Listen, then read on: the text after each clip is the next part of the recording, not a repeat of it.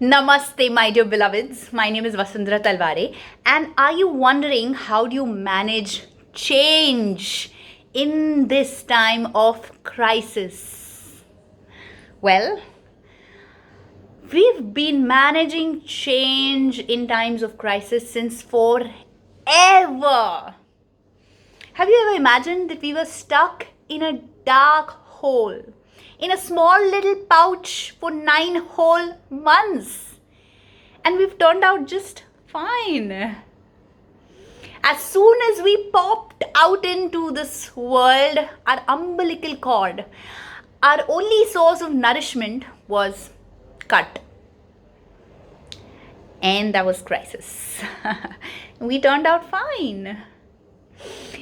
We were crying, we were hungry, we were naked, and we were relying on our caretakers, and we turned out fine. So instead of thinking of managing the change, we have always evolved through change. We don't need to manage it. We need to evolve through it. Our whole purpose of existence is to evolve into better species, into better humans, into wiser beings. Well, we've evolved through every single change, every single crisis. And we've de-skinned ourselves to grow another layer, which is far more awesome, far more sexy, far more shinier than the one before. We've always done that. So why is it now that we're talking about how do we manage change in this time of crisis? We've always done that. The only thing that is constantly, consistently happening through our bodies, yet changing every single moment until the last breath of our lives, is going to be our breaths. That's the constantly consistent thing that is always changing. And every crisis brings a change in our breaths. Every single thought triggers a change in our breaths.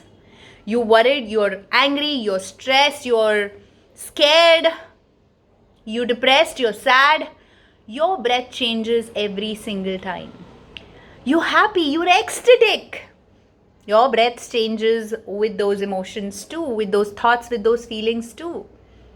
If you are peaceful, if you're calm, if you're tranquil, notice how your breath is changing this time. Change is constant. With this consistently constant, that is our breaths. And the only change that we must manage is this breath. And breath is a loosely used term to describe the prana.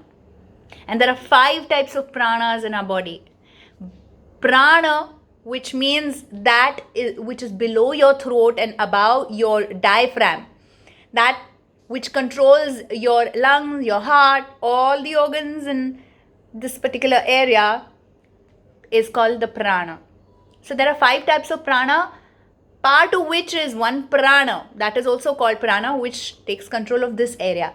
There are 4 others which take control of your flow of energy. It's called the flow of energy, pranic flow of energy through your body, and keeps you alive, keeps you healthy, keeps you vibrant, keeps you energetic, keeps you active, keeps you functioning in the world outside. So it keeps you in balance.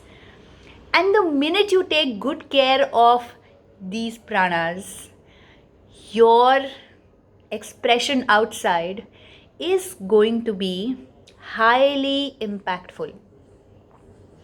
The unfortunate part is nobody wants to address the crisis within.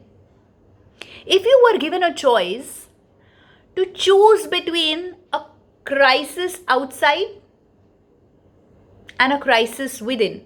Which one will you manage first? You got to manage both. Which one will you address first?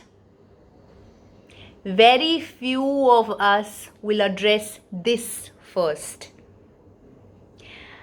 And most people fail to understand that which is in here is going to manifest out there. Shocking, right? But that's how it is. The world outside is a manifestation of the world inside. So if you don't take care of your pranic flow, your flow of energy, you will be in no state to take care of the crisis outside. First, take care of the crisis inside. And how do you do that? What better way than the practice of yogic way of living your life? Practice asana, that is body movement. Practice your pranayama, that is breath work. Loosely transferred in English, breath work. But pranayama, the ayam, the exercise of your prana, and at a very deep, subtle level. Not just, inhale, exhale, that shit. No, pranayama. Practice dharana, concentration. Practice dhyan. Get into a meditative state and see how your pranas then come into a beautiful harmony. And then from there, anything is possible, right? Life is full of curveballs. It's going to throw you one this time, the other this way, to all your surprises until your last breath. Your job is to take care of the pranas within you. And then from there, you will be able to better manage your energies. Yoga life is the way forward. A beautiful walk-in is going to be taking you a long, long, long way ahead. Your lifestyle, yogic lifestyle, it's not just about the physical practices, right? It's more than that. It's your work, it's your sleep, it's the food that you intake, and also your sexual relations. They all impact the pranas flowing inside of you. Apart from this, at the mental level, it's the thoughts that you entertain. It's the imaginations that you create. What kind of imaginations are you entertaining these days in lockdown when there's uncertainty? That creates a whole lot of havoc inside your body. What emotions are you entertaining? Allowing yourselves to feel. That creates a whole lot of turmoil in your pranic flow of energy. Now, if your pranas are taken good care of, you will be able to take care of your crisis out there far, far, far efficiently, far more in power, or instead of being a victim, you will be on top of your game.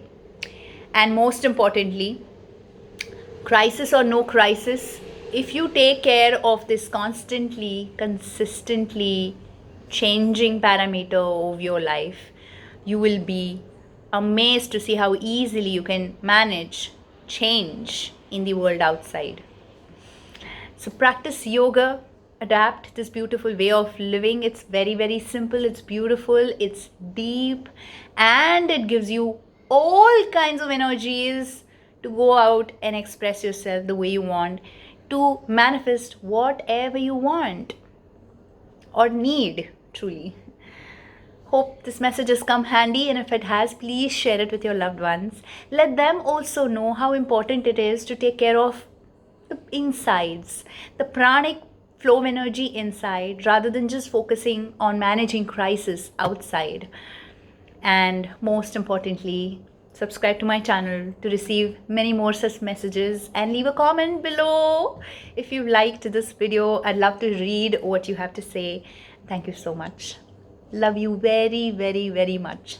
Mwah.